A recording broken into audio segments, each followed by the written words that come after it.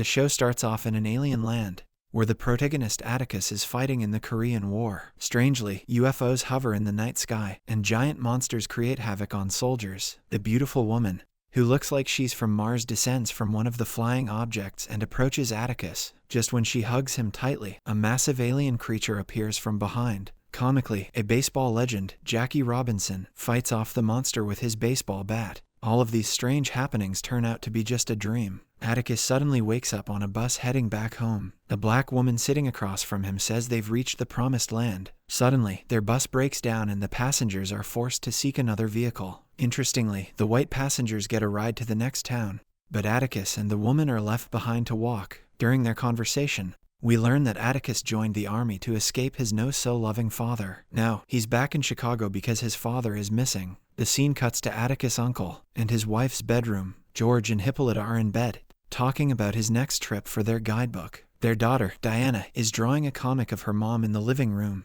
Atticus shows up outside, surprising everyone with his unexpected return. The family greets him with big smiles, and they are clearly relieved and happy to see him. Later, Atticus visits George's store to talk about his missing father, Montrose. He explains that his father had written to him a letter mentioning the place where his mother's family came from. Montrose wanted them to go there together. Atticus reads the letter, but George finds it odd, saying it doesn't sound like Montrose at all. Atticus points out the most puzzling part: his father mentioned a place in Lovecraft Country called Arkham. George reminds him that Lovecraft is fictional, but when he looks closer at the letter, he notices the name is actually Ardham, not Arkham. Curious, George pulls out a book, hoping to find some clue about the secret legacy Montrose mentioned. That evening, Atticus visits a bar to find out when his father was last seen. At the bar, a man named Tree blocks his way, claiming they're closing early. But he eventually recognizes Atticus and tells him to check out back for the owner. In the alley, Atticus catches the owner in a private moment, so he turns away to leave. The owner stops him, realizing he's Montrose's son,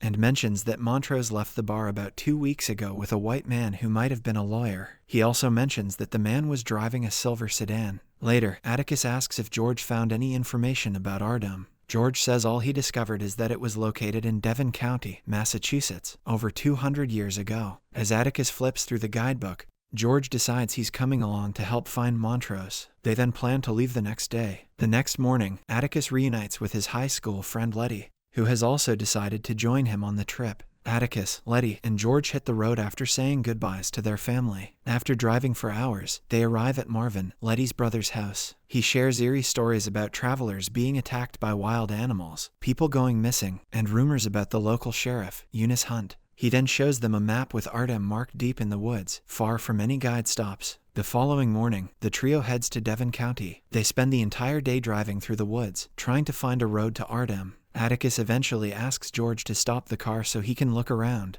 Letty joins him, and they pause to talk while observing the trees. Suddenly, a police car pulls up. Sheriff Eunice Hunt gets out and orders them to stand behind their vehicle. He warns them that they're in a sundown county and have 7 minutes to leave before sunset. Atticus cautiously asks if making a U-turn is legal. The sheriff smirks, saying he'll allow it if Atticus asks him nicely. When Atticus does as needed, the trio hurriedly gets into the car and makes it to the county line before sundown. But as they do, they find sheriff's deputies blocking the road ahead. The deputies then accuse the trio of a string of local burglaries. Before they can escalate to violence, a terrifying creature suddenly attacks, rips off a deputy's arm, and scatters everyone into the woods. Atticus and Letty run for safety but soon realize George isn't with them. They find an abandoned cabin and take shelter there with Sheriff Hunt and one of his deputies. Meanwhile, George, armed with a flashlight, makes his way through the woods and joins them in the cabin. As they try to figure out their next move, Atticus says they need weapons to fight off the creatures. George explains that the creatures didn't attack him because they're afraid of the flashlight's light.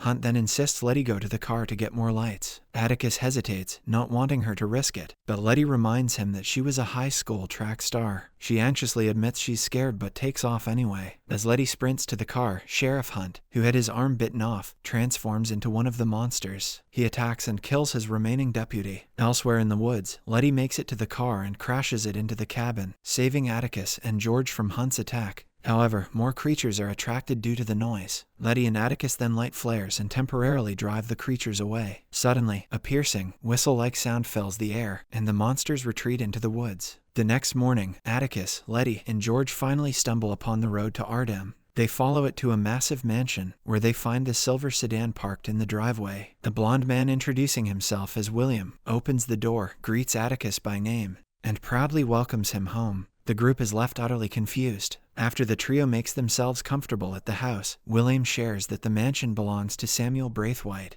George notices a portrait in the hall and assumes it to be of Samuel's. However, William corrects him, explaining that it is a portrait of Titus Braithwaite, a distant cousin of Samuel. He shares that Samuel inherited the house, which is now called the Sons of Adam Lodge, from Titus. Titus perished when the original lodge burned down, killing nearly everyone inside. On the veranda, Atticus and George express doubts about William's story, suspecting they might have kidnapped Montrose. When Letty digs into the food, Atticus questions her appetite after everything that happened the night before. They soon realize that neither she nor George remembers the monster attack. Later, the group decides to head into the village to search for Montrose. They then discover their car, Woody, in the garage, seemingly undamaged despite having crashed into the cabin last night. While walking to the village, Letty begins to doubt Atticus's sanity. Woody doesn't appear as damaged as Atticus described, and he keeps talking about monsters that neither she nor George remembers. Atticus, frustrated, insists he isn't shell-shocked, as Letty seems to imply. Just then, he hears the high-pitched whistle from the previous night,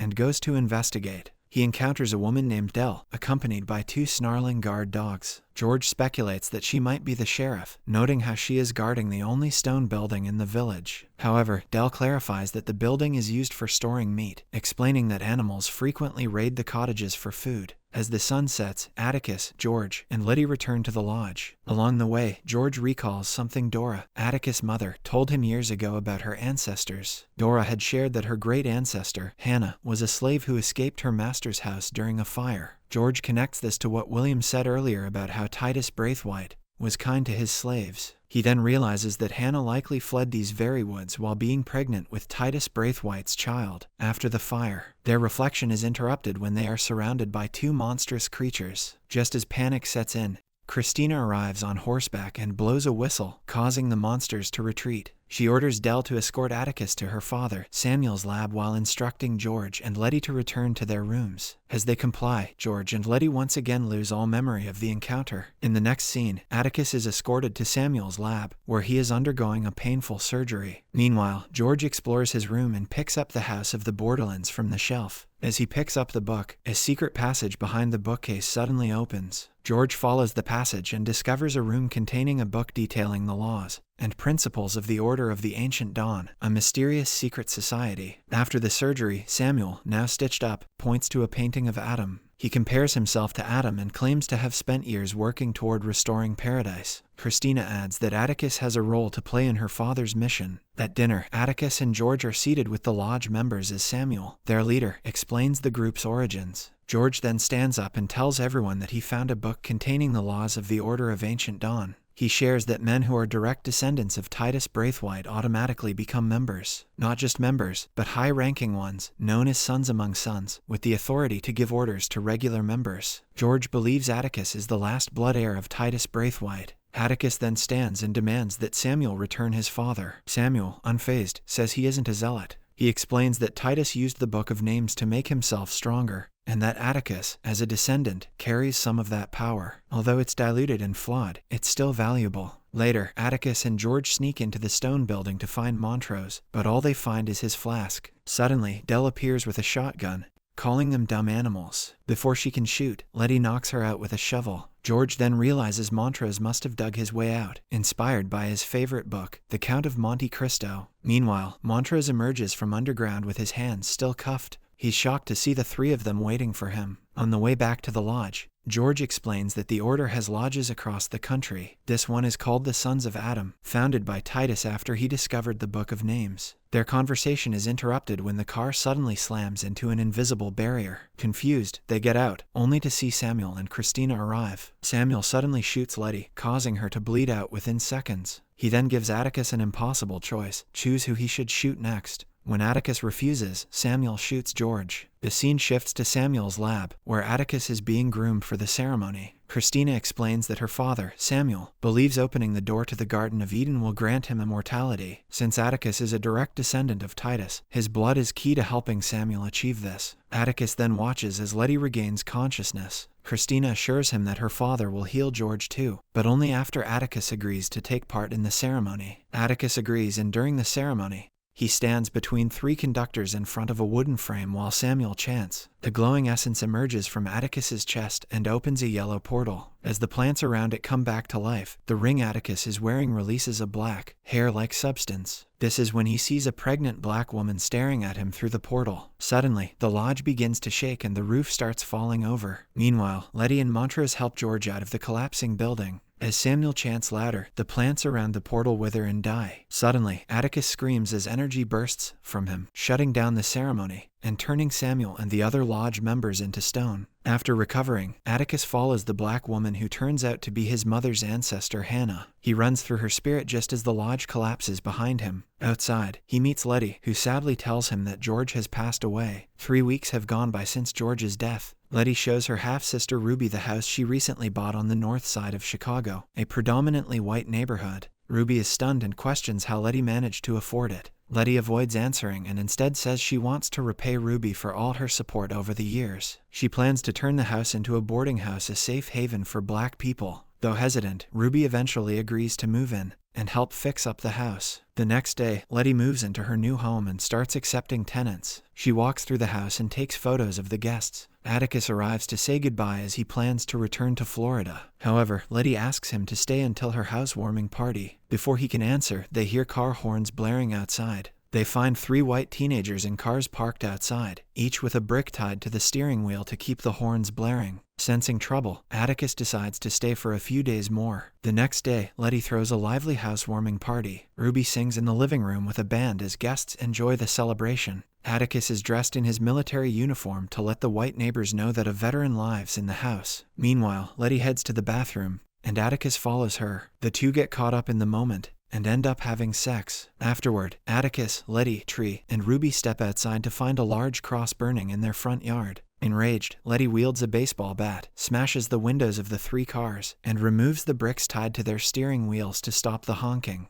Just then, police sirens are heard in the distance. Atticus, Letty, and Tree then kneel with their hands behind their heads as the cops arrive. In the police van, Letty sits in the back with Captain Lancaster, who reads her record aloud. He then asks her if anything strange has happened in her house, or if someone told her to buy the Winthrop house. Letty refuses to answer, which prompts Lancaster to order his men to swerve the car violently. This throws her around in the back, injuring her. He then reveals they found the body parts of 8 black people buried in the room beneath her basement, and warns her that she won't survive long in the house. The next morning, Letty goes to the basement, which she now uses as a darkroom for her photography. As she develops her photos, she notices strange random lines on all of them. Placing the photos together on the floor, she discovers they form the ghostly face of a man who tells her to leave his house. Suddenly, a strong force throws her backward, causing her to run upstairs in terror. That evening, Atticus meets Letty at a bar, where she confesses that her house is haunted. She explains that her realtor, JJ, was evasive about the house's past but mentioned it was called the Winthrop House. The last owner, Hiram Epstein,